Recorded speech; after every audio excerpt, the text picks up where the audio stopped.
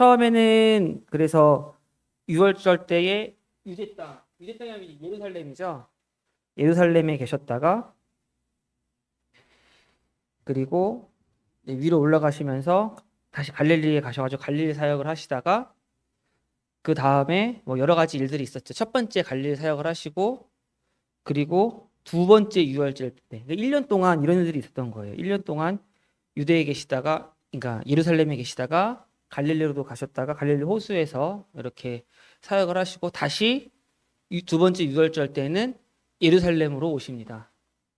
근데 두 번째 유월절에 대한 거는 마가복음, 누가복음, 마태복음이 나오지 않고 요한복음에만 나옵니다. 그리고 거기서 무엇 하셨어요?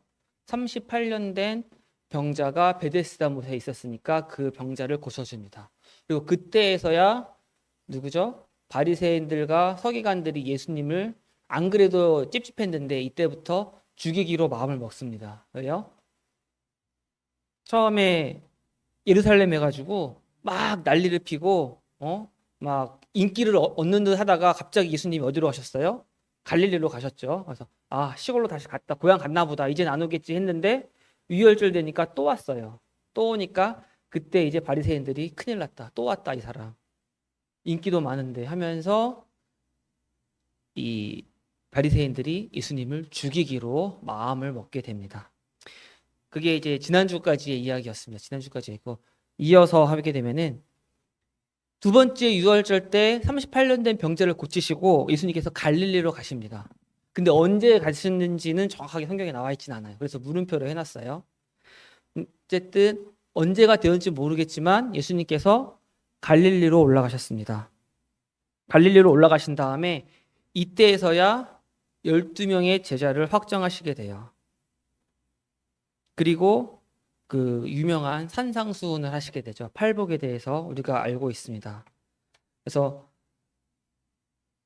사실은 전반의 1년은 예수님께서 사역을 어느 정도 유명세가 막 이제 점점 많아지기 시작할 때고 두 번째 유월절을 거치면서 예수님이 그야말로 이제 그 스타가 되신 거죠. 유명한 사람이 되고 진짜 세력을 만들 수 있을 정도로 수많은 추종자들이 따르게 되는 때라고 볼 수가 있습니다. 이때에 12제자를 확정하셨고요. 많은 제자가 있었지만 그리고 산 위에 오르시니 제자들이 나온지라 하면서 산상수훈을 물론 이제 성경의 학자들마다 조금씩 이어는 있습니다만 이 저자도 그렇고 대부분의 성경 학자들은 또 이 2년째 유월절이 지났을 때에 산상수훈을 하셨을 거다라고 봅니다. 그래서 이때 예수님께서 본격적으로 또 무슨 말씀하셨냐면은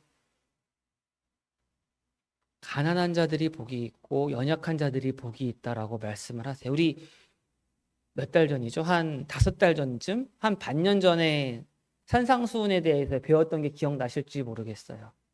전통적으로 유대인들은 부자가 그리고 잘 살아야지 복 받은 게 맞죠? 복 받았다는 거는 뭐예요? 하나님을 잘 믿었다는 증거가 됩니다. 그러면은 가난하고 아프고 연약한 사람들은 뭐예요? 왜 가난하고 아프고 연약해요? 죄를 많이 지었으니까. 죄 지었으니까. 실제로 구약시대 때는 어떻게 됐다고요? 모든 이스라엘 민족들이 하나님을 잘 믿고 우상숭배 안 했을 때는 군대가 제대로 없었어도 다른 나라들을 다 이겨먹고 잘 먹고 막 솔로몬 때처럼 다윗 때처럼 나라가 부강해지고 근데 그들이 우상을 섬기고 제대로 못 살았을 때는 나라가 실제적으로 눈에 보이는 나라가 쪼그라들고 삶이 괴로워지고 나라가 망하고 쫓겨가고 말 그대로 땅에서 유리되어 가지고 포로로 끌려가는 구약시대 때까지는 정확하게 이게 맞았어요. 이게 맞았고 그리고 하나님께서도 너희들이 양떼에서 복을 얻고 그리고 포도주에서도 복을 얻을 것이고 너희가 갖고 있는 땅과 우물에서 너희 기업에서 복을 얻을 것이다라고 신명기에서 말씀하고 계셨었습니다. 하지만 예수님께서 오신 다음에 말씀드렸죠. 요한복음 같은 경우에는 예루살렘에 있는 사역을 중점적으로 다뤘습니다. 근데 마태, 마가, 누가 같이 공간복음이라 하는 것은 갈릴리에서의 사역을 중점적으로 다루셨고 예수님께서 만난 사람들, 예수님께서 도와줬던 사람들이 어떤 사람들이었어요? 그 당시 기준으로 봤을 때는 천국에 갈 수 없는 사람들, 하늘나라에 갈 수 없는 사람들, 하나님한테 저주받은 사람들, 가난하고 못 배우고. 갈릴리 지역이 잘 사는 지역이 아니었어요. 못 사는 지역이었어요. 못 사는 지역이었고, 다들 잘 살고 하면은 지금도 어때요? 다 서울로 우리나라도 이렇게 모이잖아요. 제가 그 제주도에 갔는데, 제주도에 청년이 세 명 있더라고요. 세 명 있었고, 그리고 다 어디 갔냐고 물어보면은 다들 이제 서울로 많이 직장 잡아가지고, 장로 형제님 따님도 이제 어디죠? 이쪽에다가 직장 잡아가지고 수도권으로 올라왔다고 하더라고요. 점점 서울만 커지고 있는데, 근데 이 당시에도 유대 땅이 핵심적이었고, 거기에 또 뭐가 있었어요? 예루살렘이 있었고. 유대 땅이라고 하면 우리가 유대 땅이니까 다 여기 같은데, 유대 땅이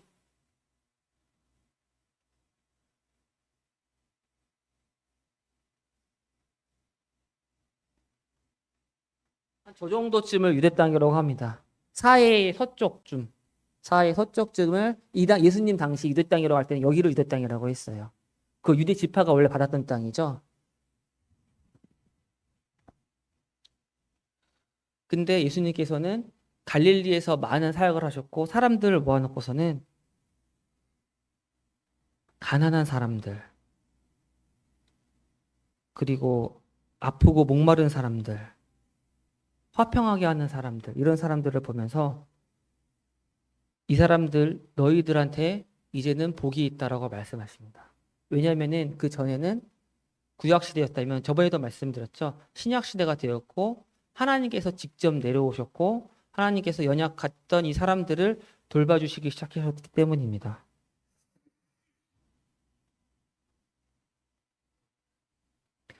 산상수훈을 하신 다음에 보시면은 가버나움으로 이제 이동을 하세요. 그래서 예수님께서 갈릴리 사역을 하실 때 중심되는 도시가 가버나움이다. 유대 땅에서 중심되는 도시는 예루살렘인 것처럼. 그래서 가버나움에 집을 얻으셨다고 성경학자들은 이야기를 합니다. 어쨌든 가버나움으로 가셨는데, 거기에서 백부장이 하인을 고치십니다. 백부장이니까 로마 사람이겠죠. 가지고 아마 혼자 오기 조금 찝찝했는지 몰라요.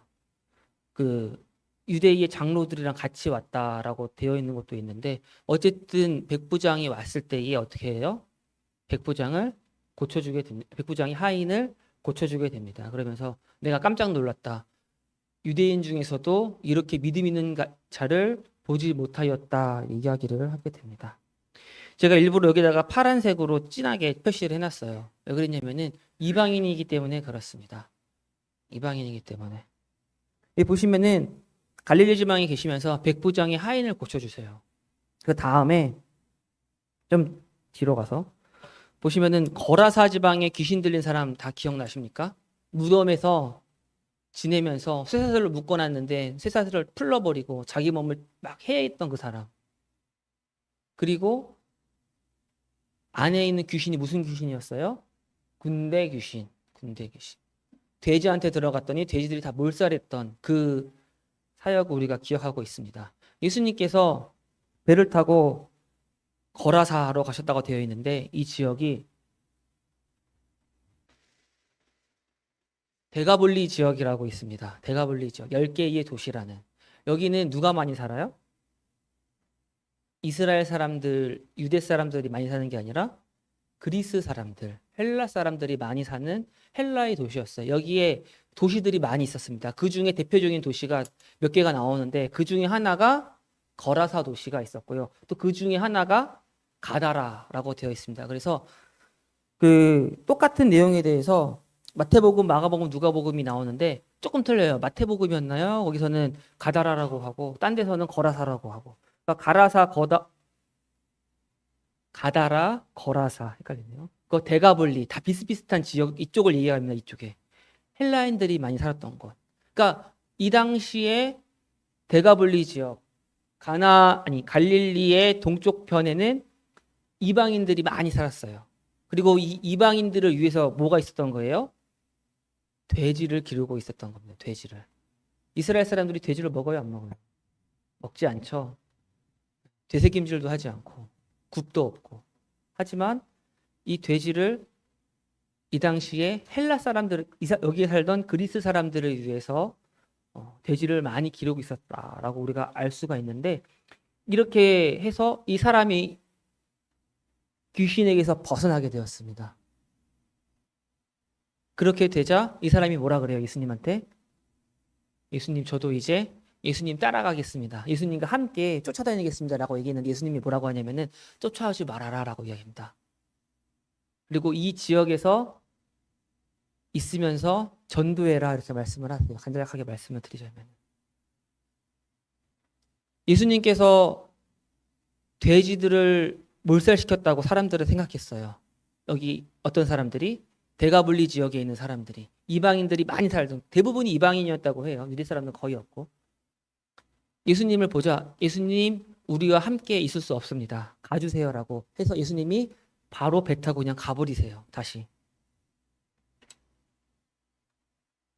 그런데 얼마 정도 시간이 흐른 후에 뒤에 보시면은 또 파란색 글씨로 제가 수로보니게 여인의 믿음 이렇게 해놨습니다. 수로보니게 여인의 믿음.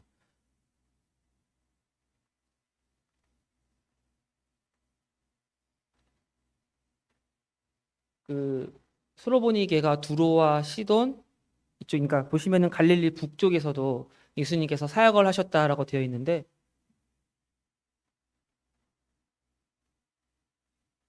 두로와 시돈이 갈릴리 호수 기준으로 북서쪽에 있습니다. 해변가에 있고, 여기도 마찬가지로 유대 땅입니까? 아닙니까? 이스라엘 사람들이 거의 없는 도시, 이방인들의 도시입니다. 이방인들의 도시. 가이사랴 빌립보도 마찬가지고. 두로와 시돈 이쪽에서 예수님이 여행을 하시는데, 헬라 사람이라고 성경은 기록하고 있습니다. 헬라 사람, 그리스 사람이었던 여인이 와가지고 예수님의 소문을 듣고선 뛰어와가지고, 예수님, 내 딸이 귀신 들렸으니까 제발 좀 살려주세요 했을 때 예수님이 뭐라고 하셔요? 그래, 살려줄게, 도와줄게 라고 하셨나요? 자녀들한테 줄 거를 개한테 주는 게 옳지 않다 라고 했을 때 이 여인이 어떻게 해요? 그렇습니다마는 개들도 상에서 떨어진 것을 주워 먹을 수 있습니다 라면서 자기를 납작 엎드리고, 예수님이 자기의 딸을 고쳐주실 것을 확신하면서 이야기를 하게 되죠. 만약에 수로보니게 여인이 예수님의 능력을 확신하지 않았으면 이렇게 납작 엎드려가지고 자기를 개로 지칭하면서 빌다시피 요구하지 않았을 거예요. 하지만 예수님은 그 수로보니게 여인의 마음을 보시고서는 어떻게 하셨어요? 그 딸을 고쳐주십니다. 그 다음에 나오는 기적이 뭐냐면은 에바다, 눈먼 자가 있었는데 벙어리, 근데 귀에다가 꽂고 손가락을 꽂으신 다음에 열리라 하면서 에바다라고 말씀을 하셔요. 맞습니까? 그러니까 이거 수로보니게 여인이 이방 사람이죠. 그 다음에 열리라라는 뜻의 에바다를 하시면서 그 듣지 못하는 벙어리인 사람을, 귀머거리인 사람을 고쳐주십니다. 그래서 열리라고 하시는데, 이거를 가지고 성경학자들이 예수님께서 이제 뭘 하신다? 이방 사역을 본격적으로 시작하시고 이방이 열린다라는 뜻을 가지고 있다라고 이야기해요. 그 에바다라고 하셨던 그 구절이 수로보니게 여인 바로 그 다음에 나오게 됩니다.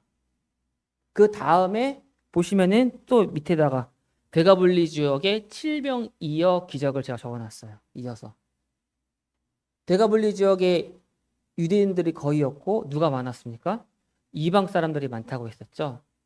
분명히 거라사 지방, 거라사에 있었던 그 광인을, 귀신 들린 사람을 고쳐주었을 때는 대가불리 지역에 있던 사람들이 예수님 어서 오세요 환영했어요? 환영하지 않고 나가라고 했단 말입니다. 그런데 어느 정도 시간이 지난 다음에 예수님이 대가불리 지역에 왔을 때는 어떻게 됐어요? 구름대 같은 사람들이 몰려들었습니다. 그래서 요 몇 가지죠? 하나, 둘, 백부장의 하인, 거라사 지방의 귀신, 수로보니게 여인, 칠병이어까지 이방 사람들에게도 전해지는 하나님의 복음이라고 쭉 이어가지고 생각해 볼 수도 있습니다. 거라사, 제 생각에는, 그리고 몇몇 학자들도 이렇게 이야기를 해요. 거라사의 그 정신 나갔던, 귀신 들렸던 사람이 나름대로 열심히 많이 예수님을 전도했겠구나 라고도 분별하기도 하고, 또 물론 이제 당연하게 예수님의 사역이 더 널리 전파됐으니까, 하지만 이 거라사에 있었던 귀신 들렸던 사람이 아마 큰 축을 담당하지 않았을까라고 생각을 해보게 됩니다. 어쨌든 다시 돌아와서 백부장이 하인을 고치셨죠. 누가복음 7장과 마태복음 8장에 이제 갈릴리 사역입니다. 다시 그렇죠. 이제 침례 요한이 질문하고, 당신이 정말로 그 메시아가 맞습니까? 메시아가 맞다, 내가 맞다라고 다시 한번 확인시켜주고, 피리 부는 아이의 비유를 말씀을 하십니다. 뭐라 그래요? 바리새인들이 저 사람은 맨날 죄인들이랑 먹고 마시고 놀기만 하고, 그래서 예수님께서는 누군가가 초청하는 잔치집이나 저녁 식사에 거절하신 적이 없는 것 같아요. 갈릴리에서 있을 때에도 가난하고 불쌍한 사람들이 예수님을 초청하기도 했지만 누가 많이 초청했어요? 바리새인들이 예수님을 초청 많이 합니다. 근데 왜 초청했을까요? 그 사람들은 예수님이 틀리다는 것을 예수님 알고 보면은 저렇게 세상적인 사람이고, 저렇게 먹고 마시는 거 좋아하는 사람이고, 맨날 포도주 같은 거 많이 마시고 이런 사람이다 책 잡기 위해서 바리새인들도 많이 예수님을 초대했다라고도 합니다. 어쨌든 피리부는 이 비유를 말씀하시면서, 아니 침례 요한이 왔을 때에는 침례 요한이 어땠어요? 제대로 먹지도 않고 옷도 제대로 안 입고 광야에서 살면서 막 그러니까 귀신 들렸다고 막 침례 요한한테는 너희들이 귀신 들렸다고 손가락질하지 않았느냐? 내가 와가지고 광야에서 사는 것이 아니라 너희들과 함께 있으면서 같이 지내는데 이번에는 나를 죄인들과 함께 어울린다고 죄인과 내가 동급 취급하느냐? 너희들이 잘못 알았다 라고 말씀을 하십니다. 너희들은 내가 무엇을 해도, 내가 어떻게 피리를 불어든 물 하든 너희들은 나를 따르지 않는다라고 말씀을 하시면서 오히려 바리새인들을 책망하시는 모습들을 보게 됩니다. 그리고 하나님 나라의 비유들을 쭉 하시죠. 우리가 익히 아는 것들. 천국은 마치 하나님 나라를 무엇에 비할꼬 하면서, 천국은 마치 밭에 감추인 보화이고 그 값진 진주이고, 이런 것들이 쭉 나오게 됩니다. 그 다음에 12제자를 파송하세요. 12제자를 파송하시게 됩니다.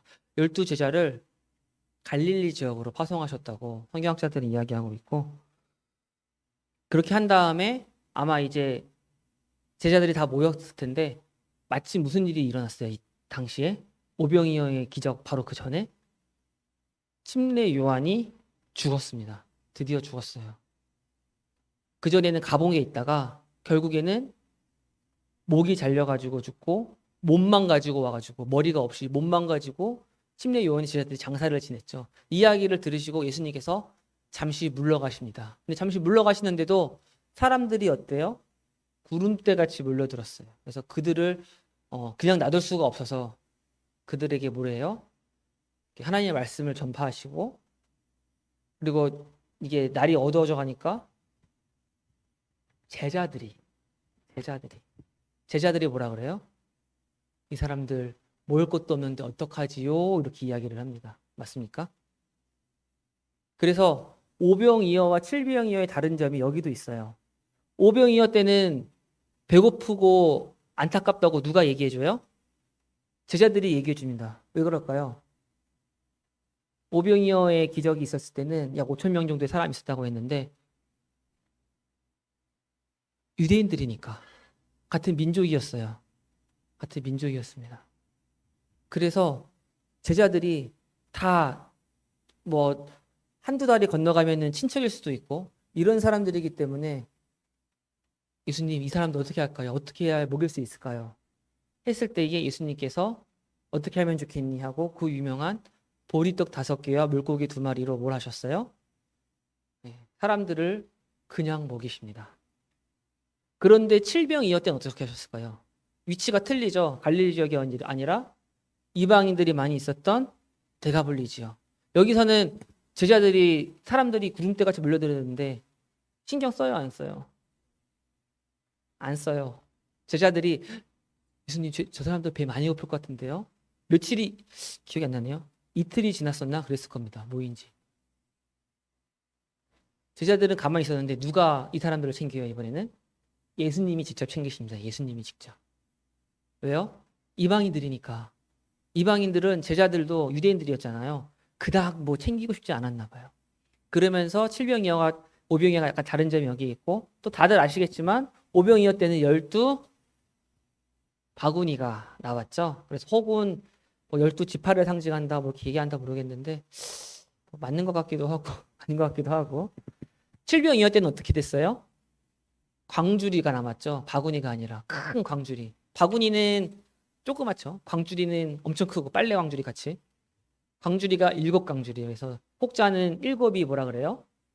완벽한 숫자다. 그래서 커다란 7개의 광주리이기 때문에 이 예수님의 사역이 이방인들을 대가불리 이방인들이 많았어. 이방인들이 분명히 예수님과 함께 말씀을 들었고 이방인들에 대해서 완벽한 사역을 이루는 것을 말하고 있다라고 하는 성경학자들도 있습니다. 저는 맞는 것 같기는 해요. 100%는 아닌 것 같긴 하지만 또. 근데 쭉 그 뭐라고 했죠? 이방인들을 향하셨던 예수님의 사역을 이렇게 연결해 보면은 맨 마지막에 칠병이어가 딱 찍힙니다. 그러면서 7광주리가 마지막에 딱 나와요. 그래서 이렇게 봤을 때에는 일리가 있다라고 볼 수도 있을 것 같습니다. 재밌는 게 있죠. 오병이어의 기적이 딱 벌어졌을 때에 유대인들이 어떻게 해요? 드디어 이제 우리의 왕이 왔다. 우리의 먹고 사는 문제를 해결해 줄 수 있는 사람이 왔다. 로마한테 손 벌리지 않아도 된다. 이 당시에 로마에서는 뭐 식민지죠, 식민지. 유대인들, 이집트들 여러 분들이 있는 나라들에서 곡물들을 식량들을 엄청 많이 증발해 갑니다. 징수를 해가요. 징수를 해가서 그걸 가지고 뭐예요? 로마와 이탈리아 사람들을 잘 먹입니다. 잘 먹이고. 그러니까 식량을 가지고 나라를 좌지우지했어요. 로마 사람들이. 근데 거기에 좌지우지 안 당할 수 있는 사람이 한 명 생겼죠. 누구요? 예수님. 이제 먹는 거는 걱정이 없다.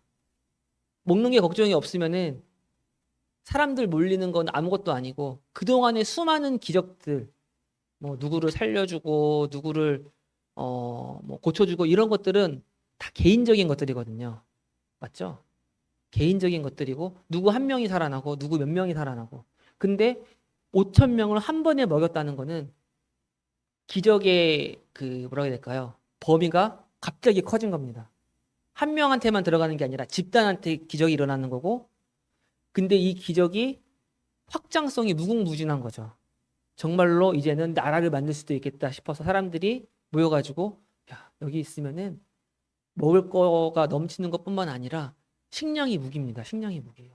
먹을 거 준다고 하면 이 당시에 먹고 살기가 얼마나 힘들었나요?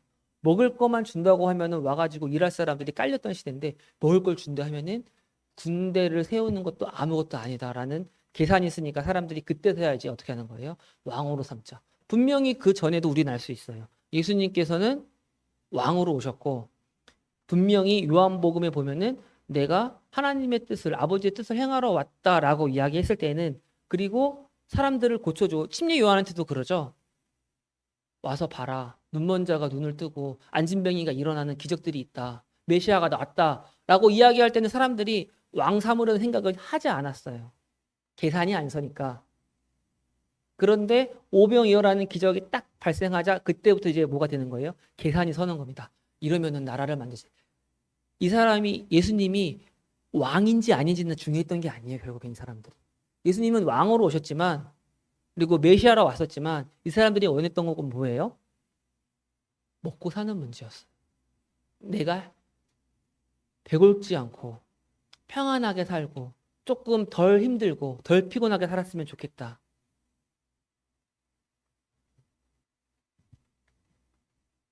우리도 그런 것 같아요. 저도 그런 것 같고요. 어쨌든 오병이어의 기적을 기점으로 제자들이 엄청 많이 늘어날 것 같았지만 어떻게 됐어요? 예수님은 도망가셨죠. 도망가셨습니다. 그리고 제자들이 오히려 어떻게 돼요? 떠납니다.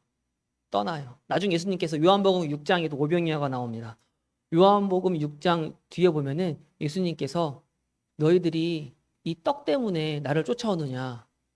아니다. 생명의 떡인 내가 중요한 거고 나를 먹어야지 너희들이 영생하는 거다. 내 살을 먹어야 된다라고 말씀을 하셔요. 생명의 떡이다 나야말로. 먹고 사는 문제 그게 중요한 게 아니라 내가 중요하다. 내가. 복의 근원이 항상 중요한 거잖아요. 복이 중요한 게 아니라. 복의 근원이 중요하다. 내가 중요하다면서 말씀 쭉 하시니까 사람들이 뭐라 그래요? 아 어렵다. 아 아닌다. 하면서 제자들이 다 떠나갑니다. 그러니까 예수님이 뭐라 그래요? 12제자한테 너희들도 날 떠나려느냐. 그러자 제자들이 아닙니다. 저희는 남겠습니다라고 이야기를 하죠.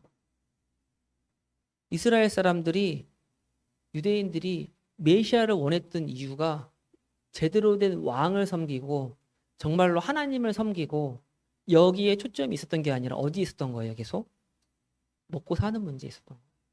지금도 우리는 그런 것 같아요. 많은 교회들도 그렇고 먹고 사는 문제가 해결되면은 내가 신앙생활을 잘할 수 있을 것 같고 내가 뭔가 직장에서 어느 정도 지위에 올라가야지 내가 하나님을 잘 섬길 수 있을 것 같고 근데 하나님은 그렇게 말씀하시지 않더라고요. 먼저 그의 나라와 그의 의를 구할 때에야 이 모든 것을 너희에게 더하시겠다고 말씀하셨지 내가 너희들의 조건을 맞춰주고 환경을 맞춰줄 때에야 너희들이 나를 잘 따라올 수 있으리라고 말씀하시지 않으셨어요. 하지만 이스라엘 백성들은 그러지 않았습니다. 그냥 자기한테 계산이 쓰면은 먹고 살 수 있겠다 싶으면은 예수님한테 간 거고 예수님이 또 뭐라고 막 말씀하시는데 아 지금 저 말씀하실 때가 아니라 빵이랑 물고기 많이 만드셔가지고 군대를 모으고 지금 조직 체계를 만들어야 될 텐데 이상한 소리 하시네 또. 아 계산이 안 선다 하면서 뿔뿔이 흩어졌던 모습을 우리가 보게 됩니다. 그러시면서 예수님께서 잠깐 갈릴리에서의 사역을 멈추셔요. 대중적인 사역이라고 하죠. 많은 사람들을 대상으로 한 사역들을 멈추시고 이제 갈릴리를 떠나셔서 말씀드렸던 대로 두로와 시돈과 그리고 가이사라 빌립보 같이 가이사라 빌립보는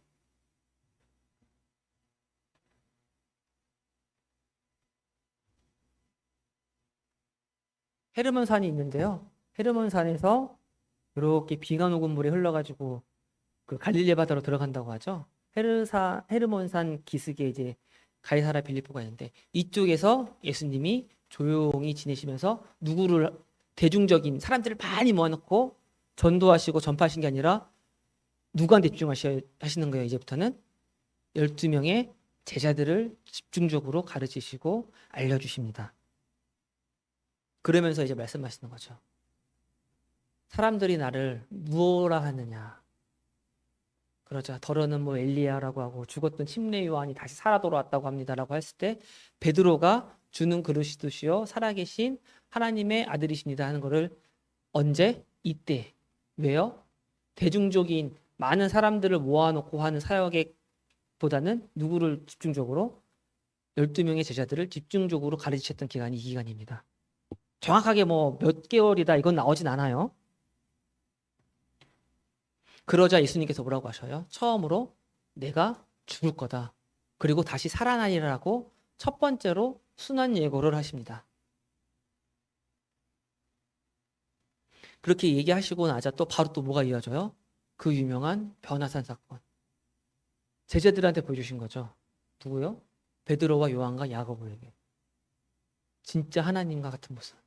모세와 엘리야가 땅에 내려와서 눈부셔서 볼 수 없을 정도로 변화되신 예수님과 함께 막 이야기를 하는 그 모습을 보고 베드로가 납작 엎드려가지고 덜덜덜 떨면서 저희가 여기다가 사는 게 좋으니까 오두막집 3개를 지어가지고 초막 셋을 짓고 여기 좀 오래 계시죠 라고 말씀했던 사건이 바로 이때 사건입니다. 왜요?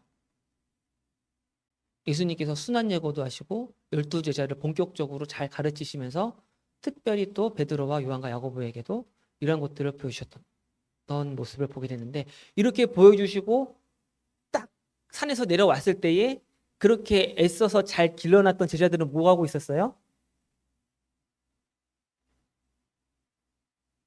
귀신 들린 아들내미를 데리고 온 불쌍한 사람이 있는데 그 사람의 소원을 들어주지 못하고 귀신을 쫓아내지 못하고 오히려 막 귀신 들린 사람한테 쩔쩔 매고 있는 모습을 보고 예수님께서 내가 언제까지 너희들과 함께 하겠느냐, 믿음이 없구나, 말씀을 하시면서 제자들을 책망하는 모습도 이때 나오게 됩니다. 그래서 갈릴리 북쪽에서 이제 제자들을 본격적으로 집중적으로 가르치셨다.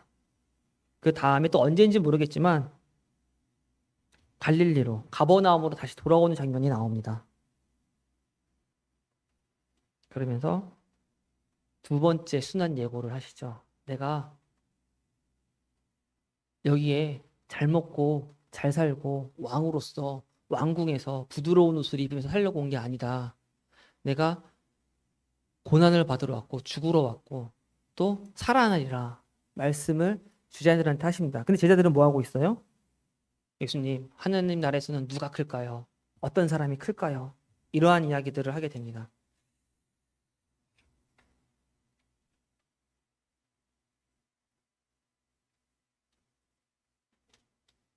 우리는 잘 알고 있습니다. 누가 큰 사람이에요?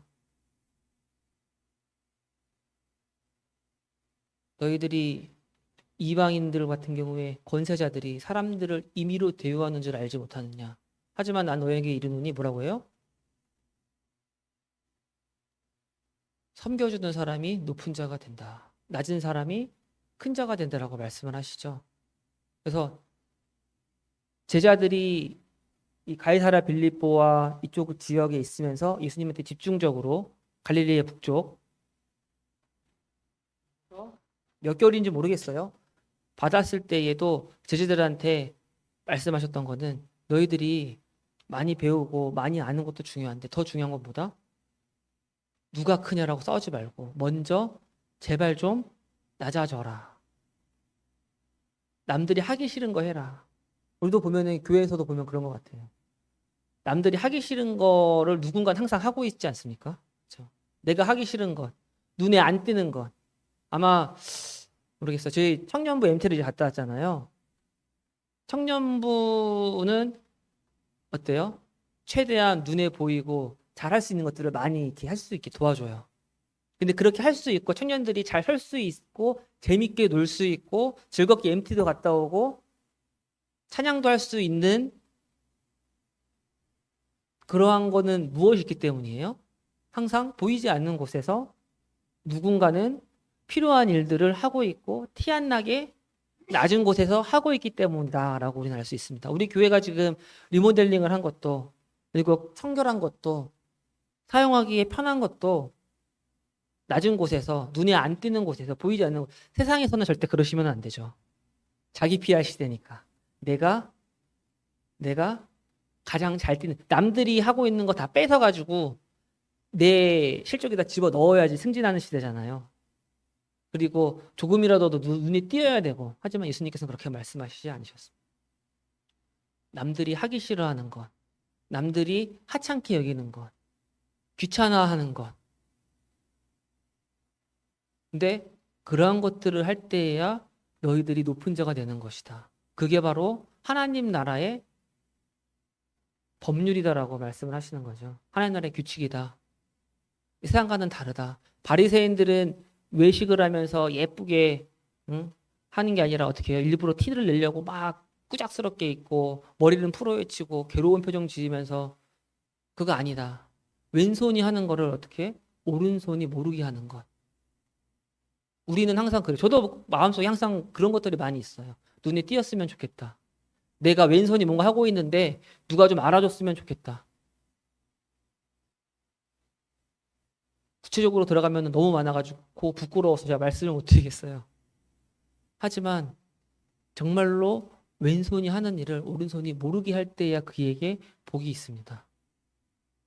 보이지 않는 곳에서 그 일을 했을 때야 그에게 복이 있습니다.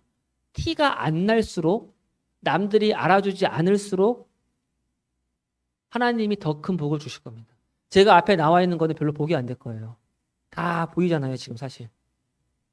근데 보이지 않는 곳에서 일하시는 그분들과 그분의 뭐라고 해야 될까요? 봉사들이 나중에 하나님 보실 때에는 가장 크고 가장 놀랍게 칭찬해 주실 거다라고 우리는 믿습니다. 그리고 정말로 그렇게 저도 살기를 원합니다. 근데 항상 쉽지는 않은 것 같아요. 저도 누가 좀 알아줬으면은, 내가 이번에 저기 가가지고 뭐 좀 치워놨는데 아무도 거기서 얘기를 안 하네. 좀 얘기 좀 해줬으면 좋겠는데, 이런 마음이 슬슬 들더라고요. 그런데 안 알아주는 게 좋습니다. 몰라주는 게 좋아요. 하나님만 아시면 됩니다. 그럴수록 더욱더 높은 사람이고 하나님 나라의 큰 사람입니다.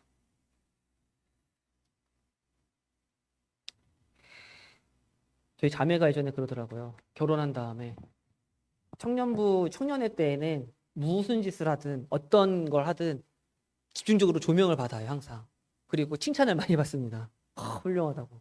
수요 집회, 금요 집회만 나와도, 청년이 수요 집회에 나와? 야, 정말 훌륭하다. 알아주거든요. 근데 결혼 딱 하잖아요. 결혼 딱 하는 순간 수요 집회, 금요 집회에 나옵니다. 칭찬 안 해줘요. 당연한 게 됩니다. 청년부에서 딱 이제 결혼하고 청년부 나오는 순간 뭐 이제 봉사활동을 하거나 교회에서 뭘 한다? 안 알아준다, 아무도. 저 실제 그래요. 근데 당연한 겁니다. 큰 자가 되었으니까. 더 주님 안에서 무엇이 됐어요? 숙련된 자가 되었으니까. 더 높은 제자가 되었으니까라고 볼 수 있겠죠. 하나님께서 원하시는 겁니다, 그게. 어쨌든 그렇게 갈릴리에 계시다가 초막절, 그러니까 요 갈릴리와 갈릴리 북쪽과 갈릴리의 이 사역 동안 1년 반이 지나가요. 그 세 번째 유월절이 이때에 지나가는데 언제 지나가는지는 성경에서 이야기하지는 않습니다. 이야기하지는 않고 대신에 이제 유월절이 4월달이라고 그랬죠. 10월달이 되자 초막절이 되어서 초막절이 됐는데 예수님께서, 그러니까 갈릴리에서의 사역이 끝나신 다음에는, 그리고 오병이어의 기적이 끝난 다음에는 갈릴리 북쪽에 가셨죠. 그때부터는 사람들을 많이 데리고 다니시지 않으셨어요. 그래서 거기 계시다가 어디죠? 예루살렘에 가실 때도 조용히 가셨다라고 되어 있어요. 초막절에 예수님이 조용히 올라가십니다. 가시는 길에 이제 사마리아 지방을 지나가는데 사마리아 지역에서 냉대를 좀 받으시죠. 그러기도 하고. 그리고 가시면서 누가복음 10장에 나오죠. 70인의 전도단을 만드셔가지고 70인의 전도단을 유대 지역과 베레아 쪽으로 보낸다라고 이야기되어 있습니다. 파송을 하신 다음에 그 다음에 예루살렘에 도착하셔가지고 설교를 하시죠. 설교를 하십니다. 요한복음 7장부터 10절까지가 이 초막절 때 예루살렘에서 있었던 일들을 이야기하시는 건데 무엇을 계속 말씀하시는 거냐면은 내가 하나님이다. 내가 하나님의 뜻을 행하고 있고 내가 안식일의 주인이고 이런 것들을 계속 말씀하세요. 언제? 이 초막절 때에 요한복음 7장에서 10장에 이르는 동안. 그러면서 음행 중에 잡혀온 여인의 일이 있었고요. 그래서 드디어 책 잡으려고 어떻게 해요? 음행 중에 잡혀온 여인 붙잡아 놓고 이 사람을 음행 중에 잡혔으니까 죽여야 될까요? 어떻게 될까요? 물어보죠. 원래대로라면은 죽여야 돼요, 안 죽여야 돼요? 율법에 따르면 죽여야 되고 로마법에 따르면은 죽일 권한이 예수님한테 있어요, 없어요? 없죠. 죽이라고 하면은 로마법을 어기는 거고 예수님이 권한도 없는데 로마 총독도 아니고 누굴 죽이라고 해요? 로마법을 어기는 거고. 죽이지 말라고 하면은 뭘 어기는 거예요? 율법을 어기는 거고. 딱 걸렸다. 예수님은 이제 여기서 무조건 책 잡히고 이걸로 가지고 우리가 이제 열심히 공격할 수 있겠구나 바리새인들이 생각했지만 예수님께서 구부려 가지고 뭘 이렇게 쓰시죠. 뭘 쓰셨을까요? 몰라요. 알 수 없습니다. 뭘 쓰는지는 알 수 없어요. 성경에 나오지 않습니다. 근데 뭘 이렇게 뭘 끄적끄적 뭘 하고 있으니까 그러면서 뭐라고 하시냐면은 너희 중에 죄 없는 사람부터 돌로 쳐라. 그러자 그들이 뭔가 끄적끄적이고 뭔가 하는 모습을 보고 그리고 그 분위기가 좀 그랬나 봐요. 그래서 마음의 찔림을 받아 다 흩어져 버리고 이랬던 것들을 보게 됩니다. 그리고 실로암, 그리고 내가 양의 목자니 뭐 이런 말씀을 하셨고, 그리고 마리아와 마르다. 주기도문을 이때 말씀하셨다라고 하는 성경학자들도 있습니다. 그 다음에 이제 요한복음 10장 22절에 다시 한번 수전절에 12월 달이죠. 12월 달, 12월 말경입니다. 수전절에 예수님께서 다시 나오시는 게 요한복음 10장 22절이죠. 보시면은 예루살렘의 수전절이 이르니 때는 겨울이라. 예수께서 성전한 솔로몬 행각에 거니시니. 요한복음 10장 24절에 보시면은 유대인들이 에워싸고 이르되 당신이 언제까지나 우리 마음을 유혹하게 하려 하나이까. 그리스도이면 밝히 말씀하소서 하니. 예수님께서는 숨기신 적이 없어요. 다 말씀하셨었어요, 항상. 하지만 이들이 다시 물어보는 거죠. 왜 헷갈리게 하냐? 밝히 얘기해봐라. 이게 예수님께서 다시 또 밝히 얘기를 해요. 그러면서 29절, 30절, 31절에 보시면은 30절에 보시면 나와 아버지는 하나이라. 나나 위에 계신 하나님 아버지랑 하나다라고 이렇게 말씀을 하셔요. 하나이다. 그러자 이제 유대인들이 돌로 치려고 하고 예수님께서는 여기를 빠져나가시죠. 그리고 빠져나가신 다음에 베레아라고 되어 있는데 베레아 지역이 그 사도행전에 나오는 베레아는 아니고요. 거기는 저쪽이 유럽 쪽이고요.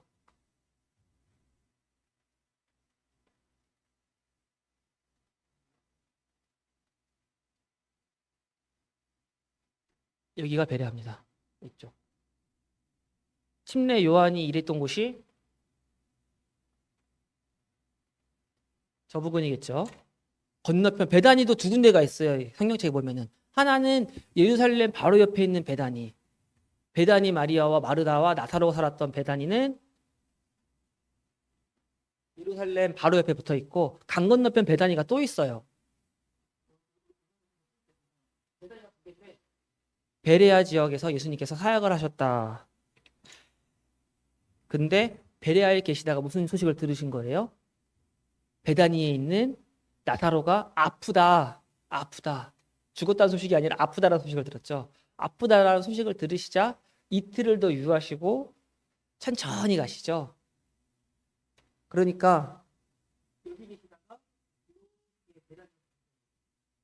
이렇게 베다니로 가셨는데 그동안에 이제 죽은 지 꽤 됐고 며칠이나 걸려서 가셨는지는 성경책에 정확히 나오지 않았어요. 이틀을 유하셨다가 가셨고 나사로는 죽은 지 사흘이었나요?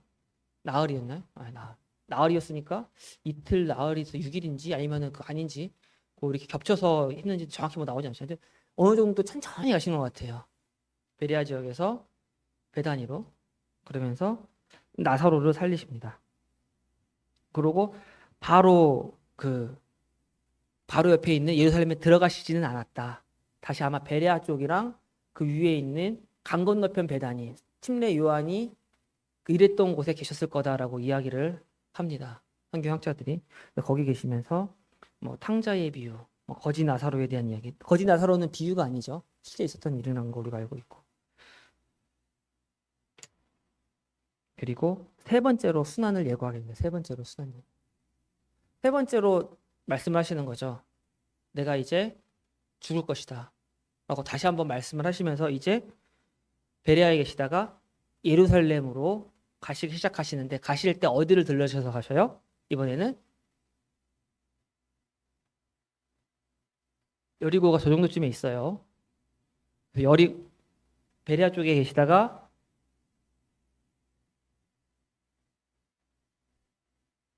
여리고 찍고 이제 밑으로 베다니로 해서 예루살렘에 들어가시는 장면이 나오게 됩니다. 그러면서 내려가시는 길에 누가 나와요?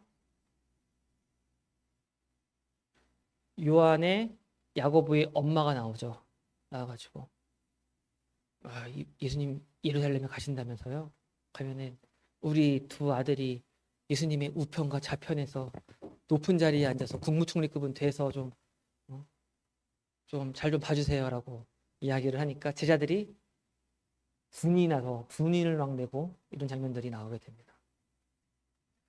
그리고 여리고에 갔을 때 누굴 만나셔요? 삭개오를 만나시고 그리고 여리고에서 삭개오를 만나시고 나올 때에는 그 소경들을 보시고 삭개오는 하나님을 믿을 만한 사람이 아니었고 죄인 중에 죄인이었죠. 세리 마태와 똑같았던 상황인데 세리 마태는 어떻게 됐어요? 예수님이 찾아가셔가지고 너 나를 따라와라 했을 때가 따라왔고 삭개오는 어땠어요? 예수님을 먼저 보고 싶어 했고 예수님이 여리고로 온다는 소식을 듣자 나무 위로 올라가서 예수님을 봤죠. 간절히 바랬어요. 근데 여기서도 우리가 한 가지 볼 수 있는 거는 삭개오가 예수님을 만나기 전에 자신의 가산을 재물들을 다 정리하고 깨끗하게 정결하게 되어서 예수님을 만날 준비를 다 해놓고 예수님을 만나러 갔나요? 아닙니다. 그냥 살았는데 예수님 오시다는 소식을 듣자 그냥 바로 나무 위로 올라갔어요. 그리고 그 다음에 예수님을 만난 다음에야 그의 삶이 기적적으로 변하는 것들을 보게 됩니다. 그러니까 항상 사람들은 그렇고 저도 가끔씩 하다 그런 것 같아요. 하나님을 만나기 위해서, 예수님을 만나기 위해서 무엇인가 내가 깨끗하고 정결하고 훌륭하고 나와야 될 것 같은데 항상 성경에 특히 신약을 보게 되면은 그러한 장면이 없어요. 항상 예수님한테 나왔을 때에 예수님의 능력과 예수님의 말씀으로 그 사람이 어떻게 되는 거예요? 변화되고 정결해지는 거지. 내가 정결하게 돼서 무언가를 가지고 신약 성경에 나왔던 모든 사람들이 그렇습니다. 아픈 사람들, 문둥병자들, 사람들 앞에 나오면 안 됩니다. 돌 맞아 죽어요. 사람들 앞에 나오면은. 근데도 그들은 자신의 연약함을 가지고서 나오죠. 진리를 알지니 진리가 너희를 자유케 하리라 하셨잖아요.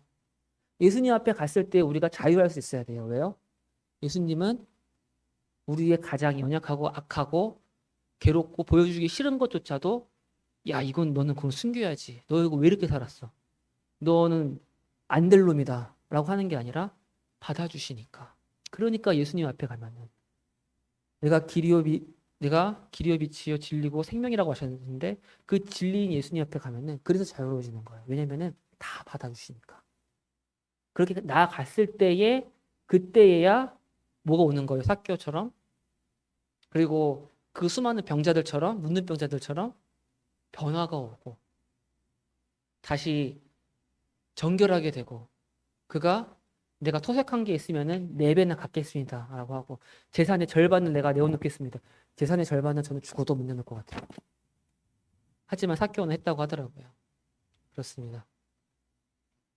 그래서 신약 시대의 예수님의 사역을 보게 되면은 여러 가지 그 불만한 점들이 있는데 예수님이 정말로 왕이신가? 하나님으로 오셨는가를 우리가 계속 질문하면서 봐야 하고 지금쯤 어디 계시겠구나. 지금쯤은 뭐 가버나움에 계시겠구나. 지금쯤 어디서 얘기하고 계시겠구나. 스토리를 알면은 아 이때 굳이 이야기를 왜 하셨나. 우리 보면은 재밌는 것도 많아요. 왜 꼭 보면은 안식일에 병자를 고친 것만 많이 나올까요? 그 생각 해보신 적 있으세요? 성경에 보면은 분명히 예수님은 평일에도 사람들을 많이 보셨을 거예요. 근데 꼭 안식일에. 왜냐면은 예수님이 안식일의 주인이시니까. 예수님은 율법과 안식일을 초월해서 그 위에 계시는 분이시니까. 그런 것들을 보여주고 그런 것들을 일부러 보여준 성경에서 기록을 하는 거죠. 다른 평일에 있었던 논란이 안 되는 것들 말고 논란이 많이 되는 것들. 누구한테? 바리새인과 서기관들한테. 그런 것들도 한번 보시면서 같이 묵상해 보시고 그리고 아 예수님한테 왔던 사람들이 어떻게 갔나? 무슨 마음으로 갔을까? 근데 갔던 사람들의 공통점은 뭐예요? 자기가 수로보니기 여인처럼 개인 것을 인정하고 저는 개입니다. 바닥에 떨어진 거를 먹더라도 저는 예수님을 믿은 자라고 갔었고 삶이 깨끗지 않더라도 예수님을 만나러 나무 위에 올라갔고 문둥병자라서 돌멩이를 맞아 죽을 각오를 하더라도 예수님을 만나러 갔고 그런 사람들한테 예수님이 뭐라 그래요? 가난하고 슬픈 자들이 복이 있다. 너희들이 복이 있다. 지금 예수께서 산에 오르시니 제자들이 나아오고 온지라 이 나아오고 온 제자들을 향해서 너희들이 복이 있다라고 말씀하시는 거예요. 내가 지금 깨끗하고 잘 먹고 뭐 잘 되고 정결하고 무언가 봉사를 많이 해서 복이 있는 게 아니라 무엇이 복이 있다고요? 나아왔으니까 복이 있다. 그 모습 그대로 나아왔으니까 복이 있고, 그럴 때에 어떻게 우리에게는 누구한테도 누려보지 못한 예수님 앞에서만 누릴 수 있는 자유가 생기는 겁니다. 기도하시고 마치도록 하겠습니다. 사랑과 능력이 충만하신 하나님 아버지, 이 시간 저희가 예수 그리스도를 힘입어서 예배당에 모여서 하나님에 대해서 또 예수 그리스도의 사역에 대해서 한번 훑어보고 다시 한번 묵상할 수 있는 시간을 주심에 감사를 드립니다. 예수님을 본 사람들이 누구는 거부하고 미워하고 죽이고 싶어 했고, 누구는 깨끗한 척, 훌륭한 척 했지만, 어떤 사람들은 자신의 연약함을 인정하고 그 모습 그대로 예수님한테 나아왔었고, 그렇게 나아왔을 때에 그들에게 놀라운 예수님의 기적과 사랑이 부어졌던 것들을 보게 됩니다. 저희의 마음을 낮춰주시고 정말 심령이 가난한 자로 저희가 나아와서 하나님 앞에 더욱더 닮아가는 자가, 그 주 예수 그리스도를 따르는 자가 될 수 있기를 기도합니다. 저희가 할 수 없는 이런 연약한 것들을 주님께서 능력을 주시고 한 발자국씩 나아갈 수 있도록 하여 주시옵소서. 집에 가는 발걸음도 주님께서 지켜주시오며 감사하며 예수 그리스도 이름으로 기도했습니다. 아멘.